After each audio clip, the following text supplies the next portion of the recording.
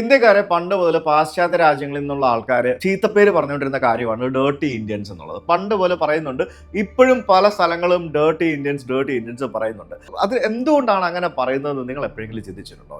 നമ്മൾ ഈ യാത്രകളൊക്കെ നടത്തുമ്പോഴത്തേക്കിനും ഞാൻ ആക്ച്വലി മനസ്സിലാക്കിയ ഒരു കാര്യം ഞാൻ പറയാം. ഞാൻ ഈ പറയുന്ന കാര്യങ്ങൾ ചിലപ്പോൾ പലർക്കും ഇഷ്ടപ്പെട്ടു എന്ന് വരില്ല, ചിലപ്പോൾ പല ആളുകൾക്കും എന്നോട് ദേഷ്യം വന്നു എന്നൊക്കെ ഇരിക്കും. പക്ഷേ ഐ ഡോണ്ട് കെയർ. ഞാൻ പറയാൻ പോകുന്ന കാര്യങ്ങൾ ശരിക്കും വളരെ സത്യസന്ധമായിട്ടുള്ള കാര്യങ്ങളാണ്.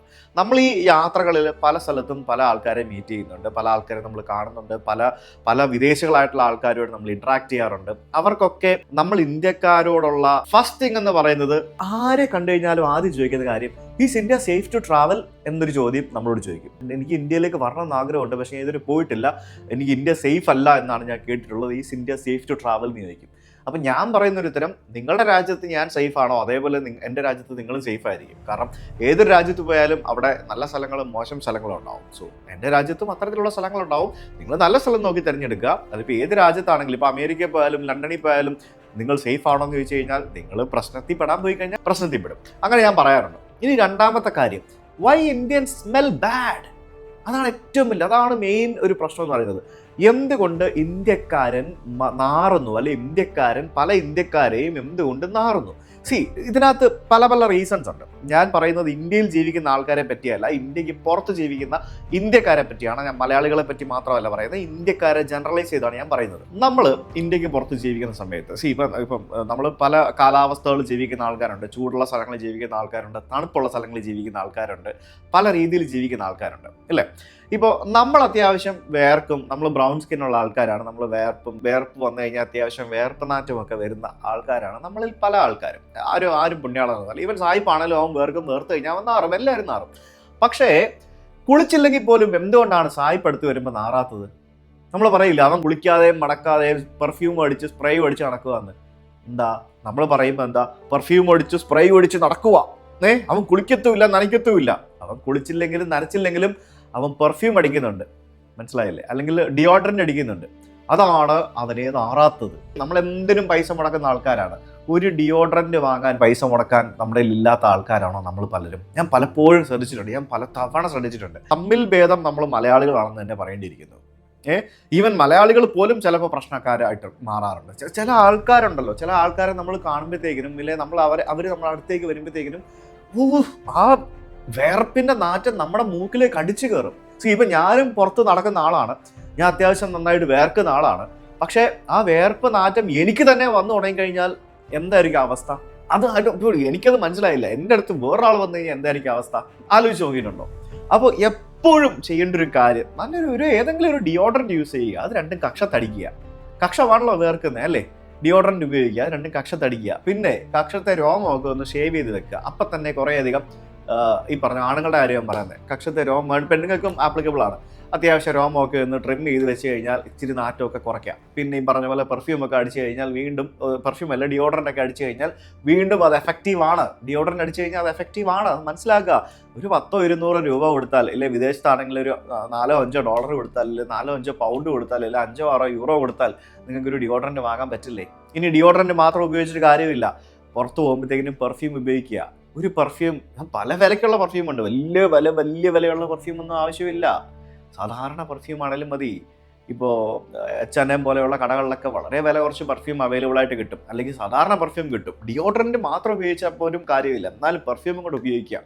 ഇതൊക്കെ അറ്റ്ലീസ്റ്റ് നമ്മൾ മറ്റുള്ളവരുടെ മുമ്പിൽ, അല്ലെങ്കിൽ ബാക്കിയുള്ള ആളുകളുമായിട്ട് ഇൻട്രാക്ട് ചെയ്യാൻ പോകുമ്പോഴെങ്കിലും ഉപയോഗിക്കുക. ഇതൊരു ഊക്ക് ഉപദേശമായിട്ടൊന്നും ആരും കാണുമൊന്നും വേണ്ട. ഞാൻ പറഞ്ഞില്ല മറ്റുള്ള നാട്ടിൽ നമ്മളെ ആൾക്കാർ ജഡ്ജ് ചെയ്യുന്ന കാര്യങ്ങളാണ് ഞാൻ പറയുന്നത്. എന്നോട് പല ആൾക്കാരും പറഞ്ഞിട്ടുണ്ട്, ഇന്ത്യക്കാര്, ഞാൻ പലരോടും സംസാരിക്കാറുണ്ട്, എന്തുകൊണ്ടാണ് ഇന്ത്യൻസിൻ്റെ പ്രോബ്ലം അല്ലെങ്കിൽ ഇന്ത്യൻസ് ഉള്ള പ്രശ്നങ്ങളൊക്കെ ഞാൻ പലരോടും സംസാരിക്കാറുണ്ട്. അപ്പോൾ പല ആൾക്കാരും പറഞ്ഞ് ഞാനതിൽ നിന്നും മനസ്സിലാക്കിയ കാര്യങ്ങളാണ് ഞാൻ പറയുന്നത്, മനസ്സിലായില്ലേ? പിന്നെ ഈ ഒരു വേർപ്പ് നാറ്റത്തിൻ്റെ കാര്യം നമുക്ക് അവിടെ മാറ്റി വയ്ക്കാം. പിന്നെ ഈ വിദേശ രാജ്യങ്ങളിൽ, പ്രത്യേകിച്ച് തണുപ്പുള്ള രാജ്യങ്ങളിൽ, അവിടുത്തെ ആളുകൾ ഫേസ് ചെയ്യുന്ന മറ്റൊരു പ്രോബ്ലമാണ് മസാലയുടെ മണം, ഇന്ത്യൻ ഫുഡിൻ്റെ മണം. അത് ഏറ്റവും കൂടുതൽ തണുപ്പുള്ള രാജ്യങ്ങളിലാണ്. കാരണം നമ്മളെല്ലാവരും ഇന്ത്യൻ ഫുഡ് ഉണ്ടാക്കുന്ന ആൾക്കാരാണ്. ഭൂരിഭാഗം ആൾക്കാരും നമ്മൾ മസാലപ്പൊടികളൊക്കെ ഉപയോഗിച്ച് ഇന്ത്യൻ ഫുഡ് ഉണ്ടാക്കാൻ താല്പര്യപ്പെടുന്ന ആൾക്കാരാണ്. നമുക്ക് മസാലപ്പൊടി ഇല്ലാതെ നമുക്ക് ഉണ്ടാക്കാൻ പറ്റില്ലല്ലോ. നമ്മുടെയൊക്കെ നാട്ടിൽ ഒരു മീൻ വറുത്ത് കഴിഞ്ഞാൽ ആ മീൻ വറുക്കുന്ന മണം അവിടെ അടുക്കളയിൽ വരും പോവും. പക്ഷേ നേരെ മറിച്ച് നമ്മളൊരു സാമ്പാർ ഉണ്ടാക്കിയാലോ ഇല്ലെങ്കിൽ ഒരു ചിക്കൻ കറി ഉണ്ടാക്കിയാലോ എന്തൊരു സംഭവം ഉണ്ടാക്കിയാലോ വിദേശ രാജ്യത്താണെന്നുണ്ടെങ്കിൽ ഒന്നാമത് ഈ അടുപ്പുള്ള രാജ്യങ്ങളിൽ ജനലൊന്നും തുറന്നിടത്തില്ല. പ്രോപ്പറായിട്ടുള്ള എക്സോസ്റ്റും കാര്യങ്ങളൊന്നും അല്ലെങ്കിൽ കാറ്റ് കയറി ഇറങ്ങുന്ന പരിപാടിയൊന്നും ഉണ്ടാകത്തില്ല. നമ്മൾ ഈ ഉപയോഗിക്കുന്ന ജാക്കറ്റും നമ്മൾ ഉപയോഗിക്കുന്ന വസ്ത്രങ്ങളും ഇതെല്ലാം നമ്മൾ അവിടെ പല സ്ഥലത്തും ഇങ്ങനെ തൂക്കിയിട്ടിട്ടുണ്ടാവും. അപ്പോൾ ഈ മണമെല്ലാം കൂടെ ഈ ജാക്കറ്റിലും അതേലും ഇതേലും കയറി പിടിക്കും. മനസ്സിലായില്ലേ? ഇവൻ നമ്മുടെ ശരീരത്തിൽ പോലും നമ്മൾ കഴിക്കുന്ന ഭക്ഷണത്തിന്റെ മണമുണ്ടാകും എന്നാണ് പറയുന്നത്. ഈ മണമുള്ള ജാക്കറ്റ് ഇട്ടിട്ടായിരിക്കും നമ്മൾ ജോലിക്ക് പോകുന്നതും ഇല്ലെങ്കിൽ വേറെ ആരെങ്കിലും ഒക്കെ ആയിട്ട് ഇന്ററാക്ട് ചെയ്യാൻ പോകുന്നത്. നമ്മൾ ബസ്സിൽ കയറുമ്പോൾ മുതൽ നമ്മുടെ ആ ഒരു മസാലയുടെ മണം ഇങ്ങനെ ബാക്കിയുള്ള ആളുകളുടെ മണത്തിലേക്ക് വരും, അല്ലെങ്കിൽ അവരുടെ സ്ഥലത്തേക്ക് വരും. അപ്പം നിങ്ങൾ വിചാരിക്കും മസാലയുടെ മണം അത്ര മോശമാണെന്ന്. അല്ല, നിങ്ങൾക്ക് പരിചയമില്ലാത്തൊരു സ്ഥലം, നിങ്ങളിപ്പോൾ പിന്നെ വിയറ്റ്നാമിലോ തായ്ലൻഡിലോ ഒക്കെ പോകുമ്പോഴത്തേക്കിനും നിങ്ങൾ അവിടുത്തെ ഫുഡ് സ്ട്രീറ്റിലൂടെ നടന്നു പോകുമ്പോഴത്തേക്കിനും നിങ്ങൾക്ക് അവിടുത്തെ സ്മെല്ല് ചിലപ്പോൾ ഇഷ്ടപ്പെട്ടു എന്ന് വരുമോ? ചിലപ്പോൾ എല്ലാവർക്കും ഇഷ്ടപ്പെട്ടെന്ന് വരില്ല. അപ്പോൾ that is A bad smell for you. മൂക്ക് പൊത്തുന്ന ആൾക്കാരുണ്ടാവാം, ഫിഷ് ഓയിലിൻ്റെ മണം ഇഷ്ടമില്ലാത്ത ആൾക്കാരുണ്ടാവാം. അപ്പോൾ എല്ലാവർക്കും എല്ലാ മണവും ഇഷ്ടമല്ല. ഇപ്പം എൻ്റെ നാട്ടിൽ നിന്നും വ്യത്യസ്തമായിട്ടുള്ളൊരു മണം എനിക്ക് എൻ്റെ മൂക്കിലേക്ക് വരുമ്പോഴത്തേക്കിനും എനിക്കത് ഇഷ്ടപ്പെടില്ല എന്നുള്ളത് ഏറ്റവും വലിയൊരു ഫാക്റ്റാണ്. അപ്പോൾ ഈ മസാലയുടെ മണം എന്നുള്ളത് ചിലരും പറയും യു ഗൈസ് സ്റ്റിങ്ക് എന്ന് പറയും തുറന്ന്. ഞാൻ എത്ര ആൾക്കാർ, എത്ര മലയാളികളടക്കം എത്ര ആൾക്കാർ വെള്ളക്കാരുടെ ഇന്ന് ഇതുപോലെയുള്ള ഡയലോഗുകൾ കേട്ടിട്ടുണ്ടാവും. അപ്പോൾ അങ്ങനെ ജാക്കറ്റിലും നമ്മൾ ഉപയോഗിക്കുന്ന സാധനങ്ങളിലൊക്കെ മണം വരാണ്ടിരിക്കാൻ വേണ്ടി അത് പ്രത്യേകം പുറത്തെവിടെയെങ്കിലും ഒരു സ്ഥലത്തായിട്ട്, അതായത് നിങ്ങളുടെ വീടിനുള്ളിൽ തന്നെ അത് മണം അത് ഓപ്പൺ ആയിരിക്കാൻ പറ്റാത്ത സ്ഥലത്തായിട്ട് എവിടെയെങ്കിലും മാറ്റി വെക്കുക.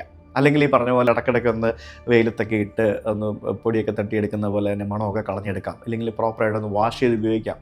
പിന്നെ ഇനി രണ്ടാമത്തെ കാര്യം 3 വസ്ത്രധാരണം. വസ്ത്രധാരണം എന്ന് പറയുമ്പോഴത്തേക്കിനും സാഹചര്യം അനുസരിച്ച് ചൂടിന് ഉപയോഗിക്കേണ്ട വസ്ത്രവും പിന്നെ ഈ പറഞ്ഞ പോലെ തണുപ്പത്ത് ഉപയോഗിക്കേണ്ട വസ്ത്രമൊക്കെ ഉപയോഗിക്കുക. കുറച്ച് വൃത്തിയുള്ള വസ്ത്രം ഉപയോഗിക്കുക. നമ്മൾ ഒരു നാട്ടിൽ പോകുമ്പോഴത്തേക്കിനും ആ നാട്ടിലെ ആൾക്കാർ എന്ത് തരത്തിലുള്ള വസ്ത്രങ്ങളൊക്കെയാണോ ഇടുന്നത് അതുപോലെയുള്ള വസ്ത്രങ്ങളൊക്കെ ഉപയോഗിച്ച് നടക്കാൻ ശ്രമിക്കുക. പിന്നെ ഈ പറഞ്ഞ പോലെ നീ കുളിച്ചില്ലെങ്കിലും നിന്റെ വസ്ത്രം അലക്കി ഉപയോഗിക്കുക, വസ്ത്രം കഴുകി ഉപയോഗിക്കുക. മനസ്സിലായില്ലേ? കുറച്ച് പേഴ്സണൽ ഹൈജീൻ എന്ന് പറഞ്ഞൊരു ഫാക്ടറുണ്ട്. ഈ ഒരു personal hygiene actually we Indians lack a lot. അത് ചെറുപ്പകാലം മുതൽ സ്കൂൾ കുട്ടികളിൽ മുതൽ നമ്മൾ അല്ലെങ്കിൽ സ്കൂളിൽ മുതൽ പഠിപ്പിച്ചുകൊണ്ട് വരേണ്ട കാര്യമാണ്. ഇപ്പോൾ നമ്മൾ പറയും സ്കൂളിൽ പോകുമ്പോഴത്തേക്കും കുട്ടിയുടെ മുടിയൊക്കെ ചീകി ഒതുക്കി, മുടി ഇച്ചിരി വളർത്തി കഴിഞ്ഞാൽ തന്നെ ചില സ്കൂളിൽ പ്രശ്നമാണ്, മുടിയൊക്കെ ചീകി ഒതുക്കി നല്ല തേച്ച് മിനുക്കിയുള്ള യൂണിഫോം ഒക്കെ ഇട്ടിട്ട് കുട്ടികളെ വിടണമെന്നൊക്കെ പറയും. എത്ര സ്കൂളിൽ അധ്യാപകർ പറയുന്നുണ്ട് കുട്ടിയെ പെർഫ്യൂം അടിച്ചിട്ട് അല്ലെങ്കിൽ ഡിയോഡറൻ്റ് അടിച്ചിട്ടേ വിടാൻ പാടുള്ളൂ എന്ന്. എത്ര ആൾക്കാർ പറയുന്നുണ്ട്? എന്താ ഡിയോഡറൻറ്റും പെർഫ്യൂമും വലിയ പ്രീമിയം സംഭവമാണോ? ഒരു 100-150 രൂപയ്ക്ക് കിട്ടുന്ന സാധനമല്ലേ?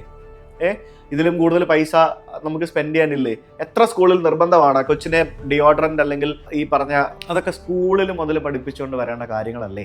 നമ്മുടെ പേഴ്സണൽ ഹൈജീൻ നോക്കി നമ്മൾ ബാക്കിയുള്ളവരുടെ മുമ്പിൽ കുറച്ച് പ്രസൻറ്റബിൾ ആയിട്ടുള്ള രീതിയിൽ, വലിയ നാറ്റമോ മണമോ സ്മെല്ലോ ഒന്നും ഇല്ലാത്ത രീതിയിൽ നടക്കാൻ ശ്രമിക്കുക എന്നുള്ളത് ഏറ്റവും വലിയൊരു ഫാക്ടറാണ്. ഇപ്പോൾ നമ്മളെല്ലാവരും, ഞാൻ പറയാൻ പോയി കഴിഞ്ഞാൽ അത് ഭയങ്കര മോശമായിപ്പോൾ, എന്നാലും ഞാൻ പറയാം, നമ്മളെല്ലാവരും വളരെ കളിയാക്കി പറയുന്ന കുറേ കാര്യങ്ങളുണ്ട്. തമിഴിൻ്റെ വൃത്തിയുണ്ടോ എന്ന്. ചടാ, കേരളത്തെക്കാട്ടി വൃത്തിയുണ്ട് ഇപ്പോൾ തമിഴ്നാട്ടിൽ. ഇല്ലേ പറഞ്ഞ പോലെ ബംഗാളികൾ അവർ കുളിക്കത്തും നനയ്ക്കത്തും ഇല്ല, നാറും അവരുടെ നടത്തം കണ്ടോ? ഇല്ലേ ബംഗാളികളുടെ ട്രെയിൻ കണ്ടില്ലേ? ബംഗാളിലേക്ക് പോകുന്ന ട്രെയിൻ എപ്പോഴും നാറിക്കിടക്കുന്നു. നമുക്ക് നമ്മളെ തന്നെ ഇഷ്ടമല്ല, നമ്മളെ തന്നെ അങ്ങോട്ടും ഇങ്ങോട്ടും കുറ്റം പറയും നമ്മൾ, ഇല്ലേ? ഈ നമ്മളെ നാട്ടിൽ വരുന്ന ബംഗാളി നടക്കുന്ന രീതിയും ബംഗാളിയുടെ ട്രെയിനും നമുക്ക് ഇഷ്ടമല്ല. അപ്പം നമ്മൾ അവിടെ വേറെ രാജ്യത്ത് പോകുമ്പോഴത്തേക്കിനും അവർ നമ്മളെ എങ്ങനെയായിരിക്കും കാണുന്നത്, അവർ നമ്മളെ പറ്റി എന്തൊക്കെയായിരിക്കും പറയുന്നത് എന്ന് നിങ്ങൾ ഊഹിച്ചിട്ടുണ്ടോ? ഉണ്ടോ? അതാണ് സംഭവം. എന്തെങ്കിലും ഒരു കാര്യം ചെയ്യാൻ ശ്രമിക്കുക. That's it.